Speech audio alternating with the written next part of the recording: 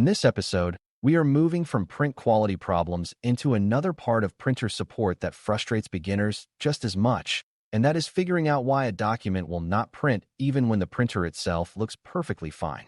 Many users assume the printer is broken the moment a page does not appear, but experienced technicians know the problem might live in several different places before ink or toner even touches paper.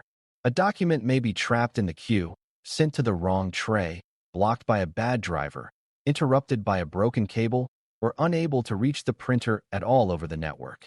Once you understand how to separate the print job, the computer, the printer, and the connection between them, these issues become much easier to solve without random guessing or unnecessary part replacement. Before we continue, a quick note. This audio course is part of our companion study series. The first book is a detailed study guide that explains the exam and helps you prepare for it with confidence. The second is a Kindle-only ebook with 1,000 flashcards you can use on your mobile device or Kindle for quick review. You can find both at Cyber.Me in the Bare Metal Study Guide series. The most important habit in this area is learning to ask where the failure is happening instead of asking only what symptom the user sees. If a user says the printer is not working, that statement does not tell you whether the job left the computer, whether the printer received it, whether the printer understood it, or whether the printer is waiting on paper from a different tray. Good technicians break the path into stages. First, a user creates a job on a device. Then the operating system places that job into a queue. After that, the driver translates the job into a form the printer can use. Then the job moves across a connection, which may be universal serial bus, USB, or a network path, and only then does the printer process the job. Troubleshooting becomes cleaner when you test each stage separately instead of treating printing as one giant mystery. A stuck print queue is one of the most common reasons users think a printer has failed, even when the hardware is healthy. The queue is simply the holding area where print jobs wait their turn, but when one damaged or stalled job gets trapped there, the jobs behind it may stop moving too. From the user's point of view, this can look like total printer failure because nothing prints and every new attempt seems to disappear into the same black hole. A technician should understand that the queue is often the first checkpoint because it tells you whether the computer is still trying to manage unfinished work.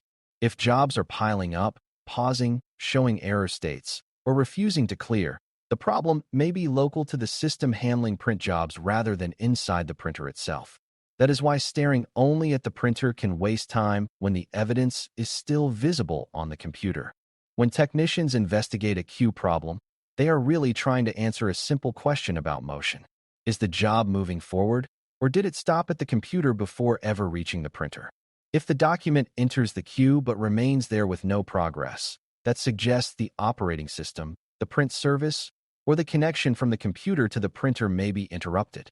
If the queue clears but nothing prints, that means the job left the computer, so the problem is more likely farther down the path.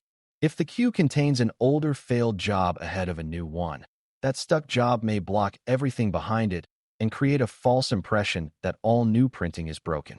The technician who checks order, status, and behavior in the queue is not doing busy work. That technician is identifying whether the failure is happening before the job travels, while it travels, or after it arrives.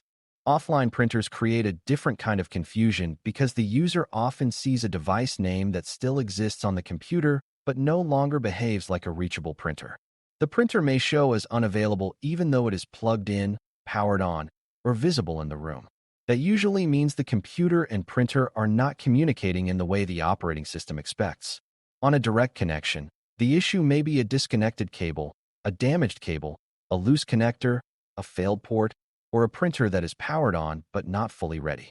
On a network connection, the cause may be broader, such as a disconnected switch port, a wireless problem, a changed address, or a print server issue. The word offline, therefore, should not make technicians panic. It simply means the device is not reachable from the perspective of the system trying to send the job. The connection type matters because USB and network printing fail in different ways and leave different clues behind. With USB, the path is short and direct, so the technician usually thinks about the cable, the computer port, the printer port, and whether the operating system can still detect the attached device. If a printer suddenly vanishes after being moved, reconnected, or attached through a questionable hub, the connection path becomes suspicious immediately. Network printing is less direct because the job passes through the local system, the local network, and the printer's network presence. That means the printer may be working perfectly as a machine while still being unreachable as a network resource. A strong technician does not lump these together. The connection method shapes the troubleshooting logic, and knowing that saves time because you stop checking the wrong kinds of failure first. Driver issues are another major source of print trouble because the printer and computer need a shared understanding of how a document should be translated. The driver is the bridge that tells the operating system how to talk to that printer model or class of printer. If the wrong driver is installed, the computer may send instructions the printer cannot use correctly, which can lead to failed jobs, unreadable output, missing features, or jobs that appear to go nowhere. A technician should remember that drivers influence more than basic printing. Tray options, duplex choices, finishing features, paper sizes, and device status information all depend on accurate communication. When a printer is present and reachable but jobs behave strangely, or when the wrong paper source keeps being used despite user choices, the driver becomes a serious suspect. It is not just a background detail. It shapes the language of the entire print process. Wrong tray selection creates especially frustrating problems because users often believe the printer is ignoring them, when in reality the device is following rules that were set somewhere they did not notice. A document can request a specific tray, paper size, or media type, and the printer may try to honor that request even if the user expected something else. If the requested tray is empty, loaded with different media, or configured for a different paper type, the job may pause, redirect, or wait indefinitely for a condition that is never satisfied. The technician needs to think about matching expectations across 3 places at once. There is the application where the print job was created, the driver where device features are defined, and the printer itself where trays have assigned sizes and media types. When those 3 do not match, the printer is not always malfunctioning. It may simply be obeying instructions more literally than the user realized. Because of that, tray errors are often solved by reasoning through the job's assumptions instead of touching hardware first. If the printer keeps asking for a different tray, the technician should ask what size and type of paper the document requested and what the printer believes is loaded where. A user may think standard paper is standard everywhere, but business printers often treat paper source and media type as important instructions rather than casual preferences. Letter paper in one tray, legal paper in another, and special stock in a bypass tray can change how the printer routes jobs. If the document requests one kind but the tray is configured as another, the job may stop politely and wait instead of printing incorrectly. That behavior can look stubborn to a user, but to a technician it is a clue that the job, the driver, or the tray settings need to be aligned before the printer can continue normally.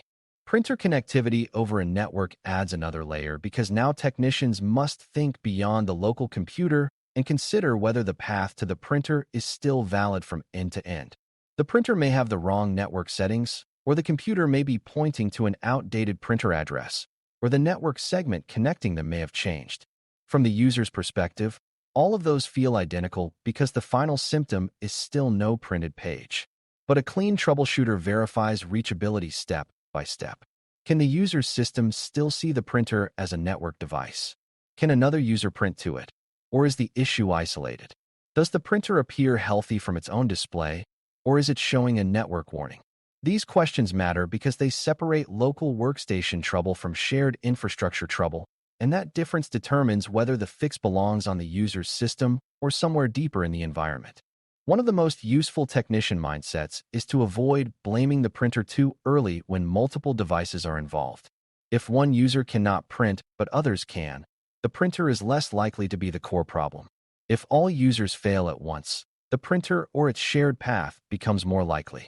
If the queue stalls only on one workstation, that points toward the local print process, driver, or connection settings on that machine. If the queue clears everywhere but the printer never responds, then the printer or its network presence moves higher on the suspect list. This kind of comparison is powerful because it prevents wasted effort. Technicians do not solve complex support problems by memorizing every printer model. They solve them by narrowing scope carefully and asking whether the failure follows the user, the workstation, the printer, or the network path in between. A clean troubleshooting flow usually moves from the easiest verification points toward the deeper ones, but it should always stay logical rather than mechanical.